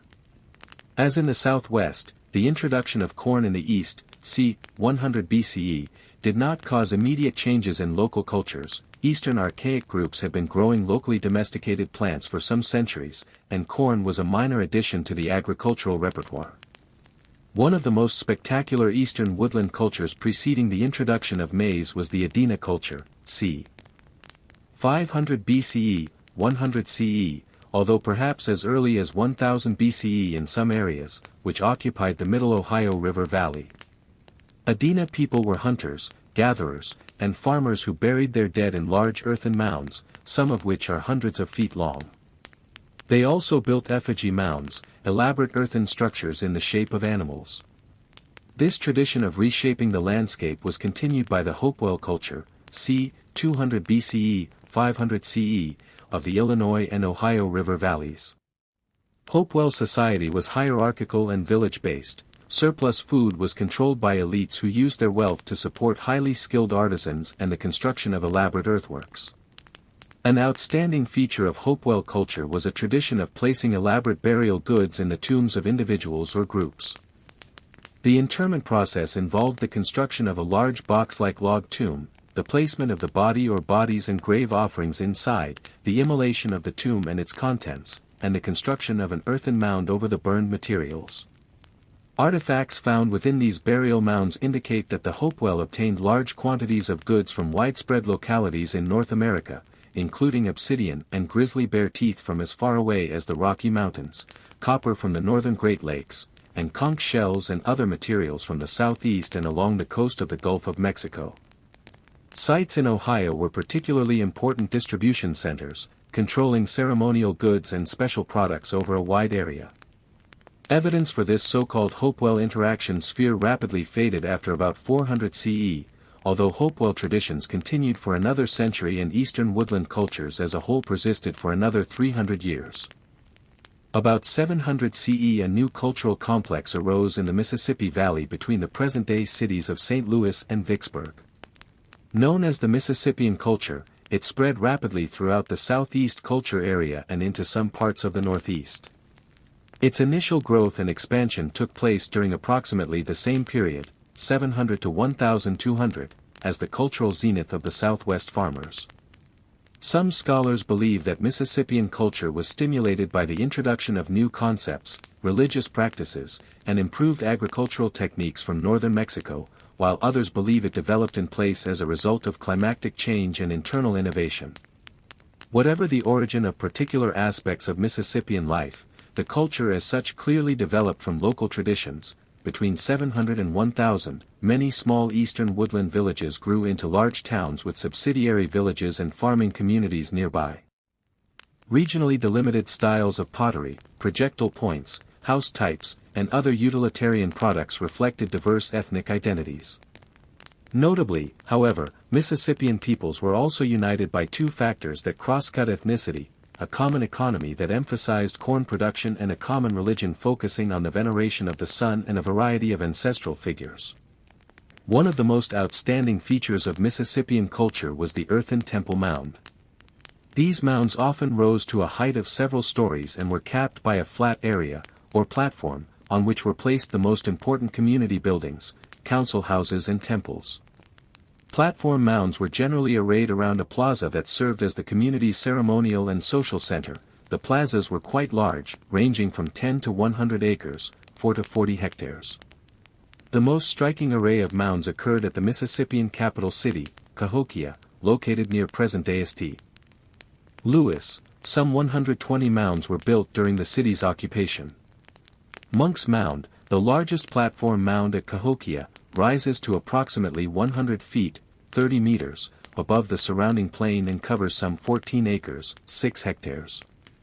In some areas, large, circular charnel houses received the remains of the dead, but burial was normally made in large cemeteries or in the floors of dwellings. Important household industries included the production of mats, baskets, clothing, and a variety of vessels for specialized uses, as well as the creation of regalia, ornaments, and surplus food for use in religious ceremonies. In some cases, particular communities seem to have specialized in a certain kind of craft activity, such as the creation of a specific kind of pottery or grave offering. Ritual and religious events were conducted by an organized priesthood that probably also controlled the distribution of surplus food and other goods. Core religious symbols such as the weeping eye, feathered serpent, owl, and spider were found throughout the Mississippian world. As the Mississippian culture developed, people increased the number and complexity of village fortifications and often surrounded their settlements with timber palisades. This was presumably a response to increasing intergroup aggression, the impetus for which seems to have included control of land, labor, food, and prestige goods. The Mississippian peoples had come to dominate the southeast culture area by about 1200 and were the predominant groups met and described by Spanish and French explorers in that region. Some Mississippian groups, most notably the Natchez, survived colonization and maintained their ethnic identities into the early 21st century. Archaic peoples dominated the plains until about the beginning of the Common Era, when ideas and perhaps people from the eastern woodland cultures reached the region. Some plains woodland sites, particularly in eastern Kansas, were clearly part of the Hopewell interaction sphere. Beginning between about 1 and 250 CE and persisting until perhaps 1000, plains woodland peoples settled in hamlets along rivers and streams, built earthberm or wattle and daub structures, made pottery and other complex items, and raised corn, beans, and eventually sunflowers, gourds, squash, and tobacco. On the plains, a regional variation of the favorable agricultural conditions that elsewhere supported the most elaborate forms of culture also fostered a marked increase in settlement size and population density. During this period, locally c. 1000 to 1250, the hospitable areas along most major streams became heavily occupied. These and subsequent village-dwelling groups are known as plains village cultures. These cultures were characterized by the building of substantial lodges, the coalescence of hamlets into concentrated villages, and the development of elaborate rituals and religious practices. Having expanded their populations and territories when conditions were favorable, a period of increasing aridity that began about 1275 caused hardship and in some cases armed conflict among these peoples. At the early 14th century Crow Creek site, South Dakota, for instance, nearly 500 people were killed violently and buried in a mass grave. Some village-dwelling people sustained their communities through this difficult period, while others retreated eastward and returned when the climate had improved.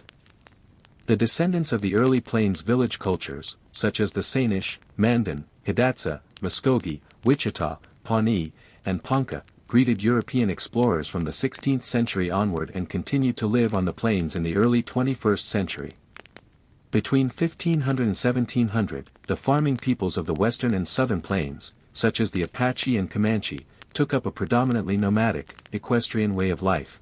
Most continued to engage in some agriculture, but they did not rely on crops to the same extent as settled village groups. From the early 18th century onward, a number of agricultural groups from the northeast culture area left their forest homes for the plains and completely substituted equestrian nomadism for agriculture. Perhaps the best known of these were the Osidi-Sakowin and Cheyenne, whose traditional territory had been in present-day Minnesota. The thoughts and perspectives of indigenous individuals, especially those who lived during the 15th through 19th centuries, have survived in written form less often than is optimal for the historian. Because such documents are extremely rare, those interested in the Native American past also draw information from traditional arts, folk literature, folklore, archaeology, and other sources. Native American history is made additionally complex by the diverse geographic and cultural backgrounds of the peoples involved. As one would expect, indigenous American farmers living in stratified societies, such as the Natchez, engaged with Europeans differently than did those who relied on hunting and gathering, such as the Apache. Likewise, Spanish conquistadors were engaged in a fundamentally different kind of colonial enterprise than were their counterparts from France or England. The sections below consider broad trends in Native American history from the late 15th century to the late 20th century. More recent events are considered in the final part of this article, developments in the late 20th and early 21st centuries. Scholarly estimates of the pre-Columbian population of Northern America have differed by millions of individuals. The lowest credible approximations propose that some 900,000 people lived north of the Rio Grande in 1492, and the highest posit some 18 million.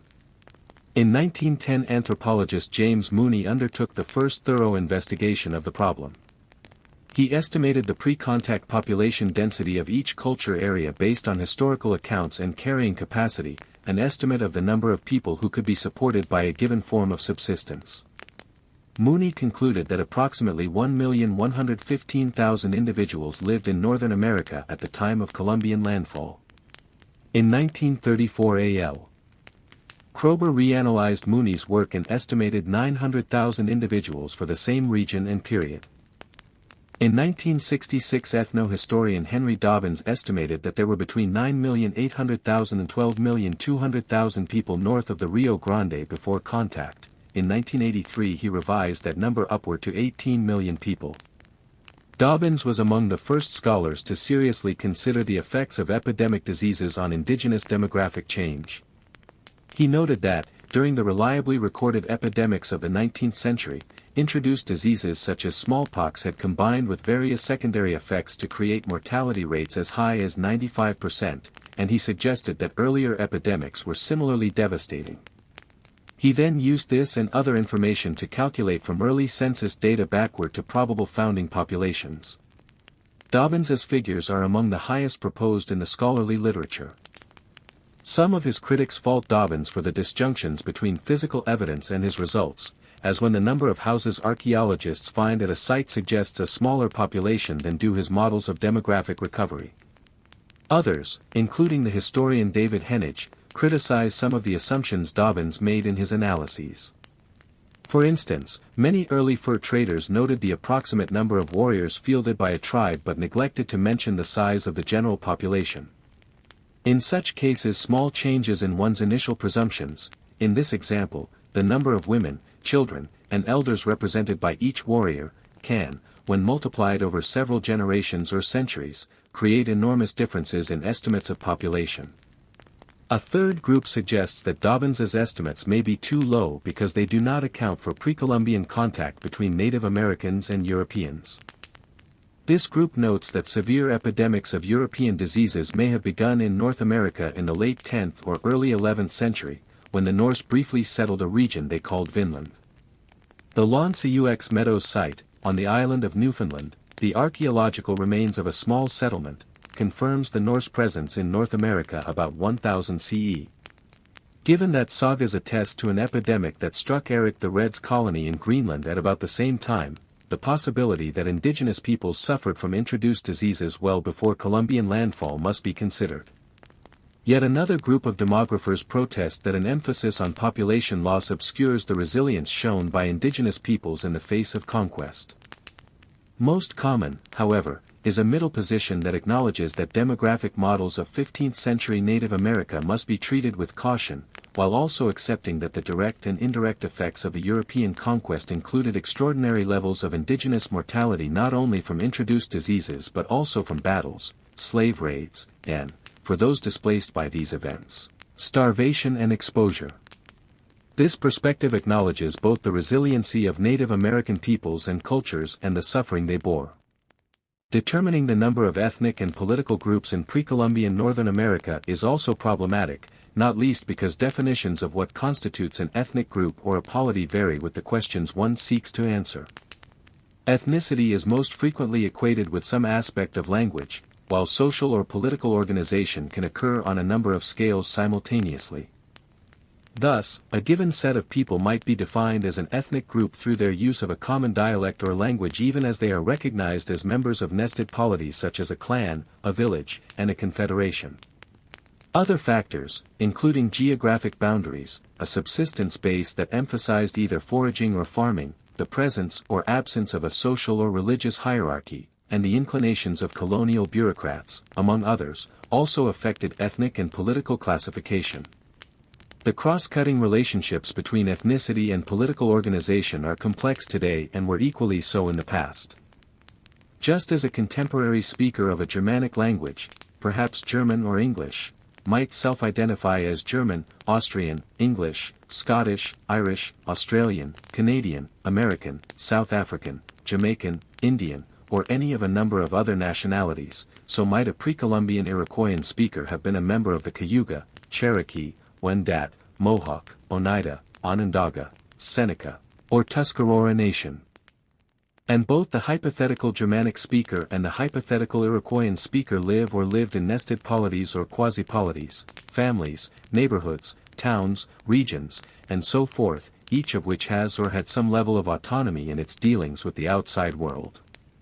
Recognizing that it is difficult to determine precisely how many ethnic or political groups or polities were present in 15th-century Northern America, most researchers favor relative rather than specific quantification of these entities. The outstanding characteristic of the indigenous languages of North America is their diversity. At contact, Northern America was home to more than 50 language families comprising between 300 and 500 languages. At the same moment in history, Western Europe had only 2 language families, Indo-European and Uralic, and between 40 and 70 languages. In other words, if one follows scholarly conventions and defines ethnicity through language, Native America was vastly more diverse than Europe. Politically, most indigenous American groups used consensus-based forms of organization. In such systems, leaders rose in response to a particular need rather than gaining some fixed degree of power. The American Southeast peoples and the Northwest Coast peoples were exceptions to this general rule, as they most frequently lived in hierarchical societies with a clear chiefly class. Regardless of the form of organization, however, indigenous American polities were quite independent when compared with European communities of similar size. Just as Native American experiences during the early colonial period must be framed by an understanding of indigenous demography, ethnic diversity, and political organization, so must they be contextualized by the social, economic, political, and religious changes that were taking place in Europe at the time. These changes drove European expansionism and are often discussed as part of the centuries-long transition from feudalism to industrial capitalism. Many scholars hold that the events of the early colonial period are inextricably linked to the epidemics of the Black Death, or bubonic plague, that struck Europe between 1347 and 1400. Perhaps 25 million people, about one-third of the population, died during this epidemic. The population did not return to pre-plague levels until the early 1500s. The intervening period was a time of severe labor shortages that enabled commoners to demand wages for their work. Standards of living increased dramatically for a few generations, and some peasants were even able to buy small farms. These were radical changes from the previous era, during which most people had been tied to the land and allured through serfdom. Even as the general standard of living was improving, a series of military conflicts raged, including the Hundred Years' War, between France and England, 1337 to 1453, the Wars of the Roses, between two English dynasties, 1455 to 85, and the Reconquista, in which Roman Catholics fought to remove Muslims from the Iberian Peninsula, c. 718 to 1492. These conflicts created intense local and regional hardship, as the roving brigands that constituted the military typically commandeered whatever they wanted from the civilian population. In the theaters of war, troops were more or less free to take over private homes and to impress people into labor. Famine, rape, and murder were all too prevalent in these areas. Further, tax revenues could not easily be levied on devastated regions, even though continued military expenditures had begun to drain the treasuries of Western Europe. As treasuries were depleted, overseas trade beckoned. The Ottoman Empire controlled the overland routes from Europe to South Asia, with its markets of spices and other commercially lucrative goods. Seeking to establish a sea route to the region, the Portuguese Prince Henry the Navigator sponsored expeditions down the Atlantic coast of Africa. Later expeditions attempted to reach the Indian Ocean, but they were severely tested by the rough seas at the Cape of Good Hope. Christopher Columbus had been a member of several such voyages and proposed an alternative, transatlantic route. In 1484 he requested the sponsorship of John II, the King of Portugal, who refused to support an exploratory journey. Iberia was a hotbed of activity at the time. Ferdinand II of Aragon and Isabella I of Castile had begun to unify their kingdoms through their 1469 marriage, but they were soon forced to resolve bitter challenges to their individual ascensions. Eventually quelling civil war, the devout Roman Catholic sovereigns initiated the final phase of the Reconquista, pitting their forces against the last Moorish stronghold, Granada. The city fell in January 1492, an event Columbus reportedly witnessed. The seemingly endless military and police actions to which Ferdinand and Isabella had been party had severely depleted their financial reserves. This situation was exacerbated by the chief inquisitor of the Spanish Inquisition, Tomás de Torquemada, who persuaded the monarchs to expel any Jews who refused to be baptized. Under his authority some 160,000, and by some accounts as many as 200,000, Jews were ultimately expelled or executed for heresy, including many of Spain's leading entrepreneurs, businessmen, and scientists. Having lost so many of its best minds, Spain faced a very slow economic recovery, if it was to recover at all. Seeking new sources of income, the royal treasurer, Luis de Santangel, urged the monarchs to accept Columbus's proposal to explore a western route to the east. Although Columbus did not find a route with which to sidestep Ottoman trade hegemony, his journey nonetheless opened the way to overseas wealth. Spain used American resources to restore its imperiled economy, a strategy that was soon adopted by the other maritime nations of Europe as well. Although the situation in 15th-century Iberia framed Columbus's expedition to the Americas, the problems of warfare, financial naivete, and religious intolerance were endemic throughout Europe. This situation continued into the 16th century, when at least four factors contributed to levels of inflation so high as to be unprecedented. The rise of Protestantism inflamed religious differences and fostered new military conflicts, which in turn hindered free trade. The plague-depleted population recovered, creating an excess of labor and depressing wages. Mass expulsions of Jews and Protestants undermined local and regional economies, and an influx of American gold and silver, with additional silver from new mines in Germany, devalued most currencies. European colonialism was thus begotten in a social climate fraught with war, religious intolerance, a dispossessed peasantry, and inflation. Despite these commonalities, however, each of the countries that attempted to colonize North America in the 16th and 17th centuries, Spain, France, England, the Netherlands, and Sweden, had particular goals, methods, and geographic interests that played an important role in shaping Native American history. Spain's overseas agenda emphasized the extraction of wealth, with secondary goals that included the relocation of armies, the conversion of indigenous peoples to Roman Catholicism, and the recreation of the feudal social order to which the Spanish were accustomed. The first country to send large expeditions to the Americas, Spain focused its initial efforts on the conquest of the wealthy Aztec and Inca empires, which fell in 1521 and 1532, respectively. Immense quantities of precious metals were seized from these peoples and shipped to Spain. The initial influx of hard currency provided a period of fiscal relief, but the country suffered bankruptcy in the later 16th century and never fully recovered.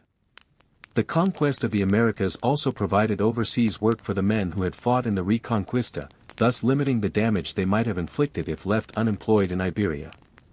In lieu of pay or a pension, many conquistadors were provided with encomiendas, a form of vassal slavery in which a particular indigenous population was granted to a Spaniard. The system alleviated demands on the treasury and also transplanted the Spanish social hierarchy to the colonies. Encomiendas were gradually supplanted by haciendas, landed estates or plantations. However, this legal nicety did little to change conditions for the indigenous groups living under Spanish rule. Having vanquished the indigenous nations of Mexico and Peru, the conquistadors turned their attention to Northern America. In 1540 Francisco Vasquez de Coronado, the governor of Nueva Galicia, northwestern Mexico and the southwestern United States, began the exploration and conquest of the indigenous peoples of the American Southwest, taking with him 300 troops. In the same year, Hernando de Soto was authorized to establish Spanish control of La Florida, the southeastern United States, and its residents. He rode out with more than 600 conquistadors. Both expeditions relied upon large complements of native laborers, who were forcibly impressed into service. Coronado, de Soto, and their troops destroyed communities that resisted their demands for tribute, women, supplies, and obeisance.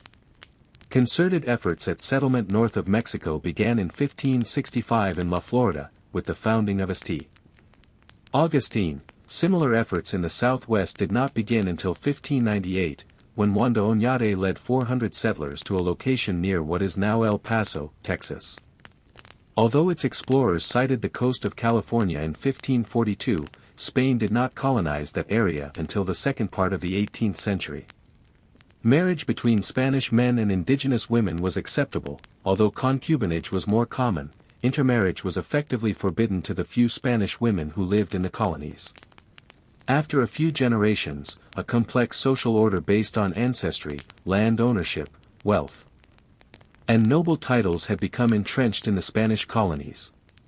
The Roman Catholic missionaries that accompanied Coronado and de Soto worked assiduously to Christianize the native population. Many of the priests were hearty supporters of the Inquisition, and their pastoral forays were often violent: beatings, dismemberment, and execution were all common punishments for the supposed heresies committed by indigenous Americans. The Roman Catholic missionaries that accompanied Coronado and de Soto worked assiduously to Christianize the native population. Many of the priests were hearty supporters of the Inquisition, and their pastoral forays were often violent. Beatings, dismemberment, and execution were all common punishments for the supposed heresies committed by indigenous Americans. France was almost constantly at war during the 15th and 16th centuries, a situation that spurred an overseas agenda focused on income generation, although territorial expansion and religious conversion were important secondary goals. France expressed an interest in the Americas as early as 1524, when the Italian explorer Giovanni da Verrazzano was commissioned to explore the Atlantic coast. In 1534 the French seaman Jacques Cartier entered the Gulf of St. Lawrence and claimed for King Francis I the region that became known as New France. The French eventually claimed dominion over most of the northeast, southeast, and American subarctic peoples. France's North American empire was, however, contested. Its warm southern reaches were claimed by both France and Spain, while parts of the northern territory were claimed by both France and England. Native nations, of course, had their own claims to these territories. Concerned about Spanish claims to the Americas, the French made a number of unsuccessful attempts at settlement in the 16th century. They built, and subsequently abandoned, a fort near present-day Quebec in 1541. They also built a fort near present-day St. Augustine, Florida, in 1564, but the Spanish soon forced them to abandon that facility as well. In 1604 the French successfully established a more permanent presence on the continent, founding Acadia in present-day Nova Scotia. They did not succeed in establishing a major settlement in the south until 1718, when they founded New Orleans. French colonial settlements were built on major waterways in order to expedite trade and shipping. The city of Quebec was founded in 1608 at the confluence of the St. Lawrence and St. Charles rivers, and Montreal was founded in 1642 at the conjunction of the St. Lawrence and the Ottawa rivers.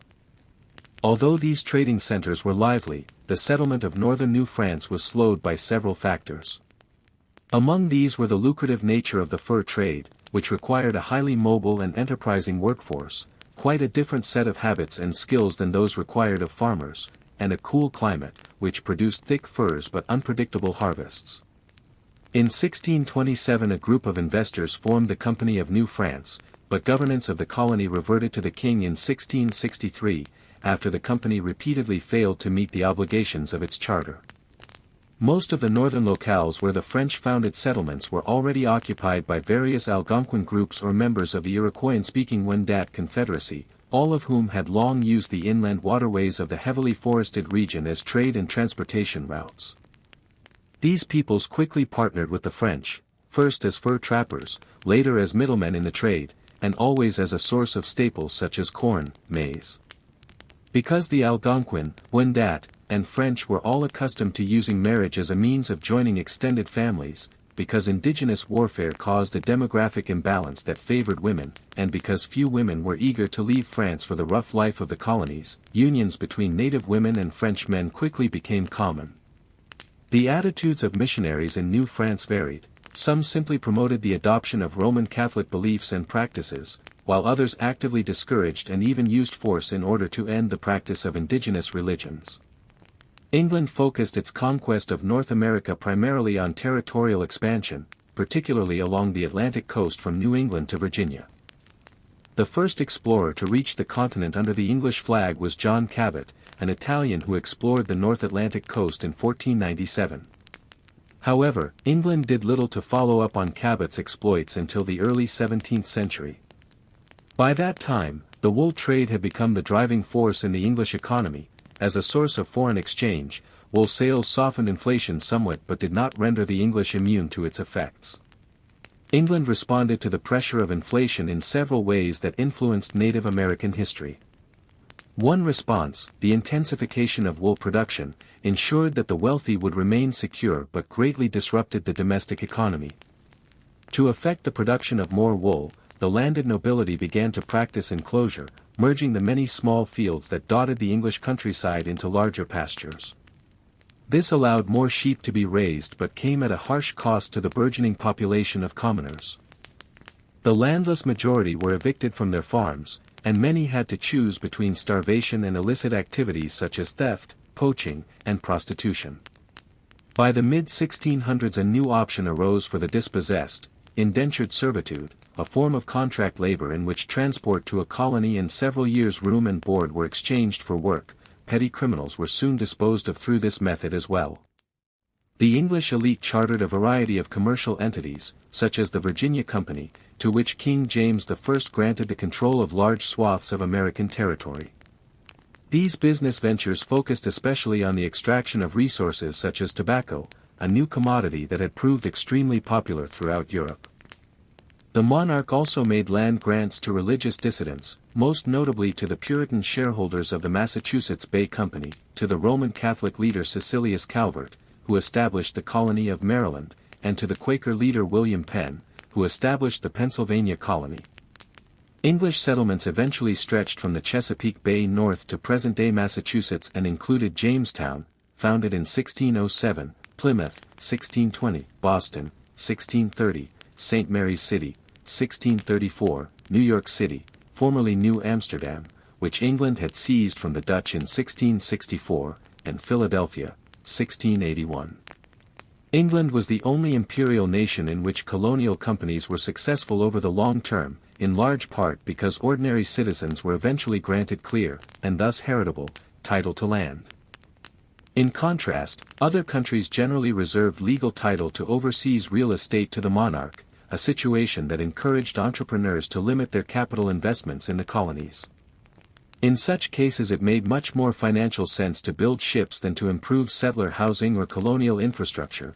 A company could own a ship outright but was at constant risk of losing new construction to the sovereign. Because English real estate practices more or less assured entrepreneurs and colonizers that they would retain any infrastructure they built, they set about the construction of substantial settlements, farms, and transportation systems.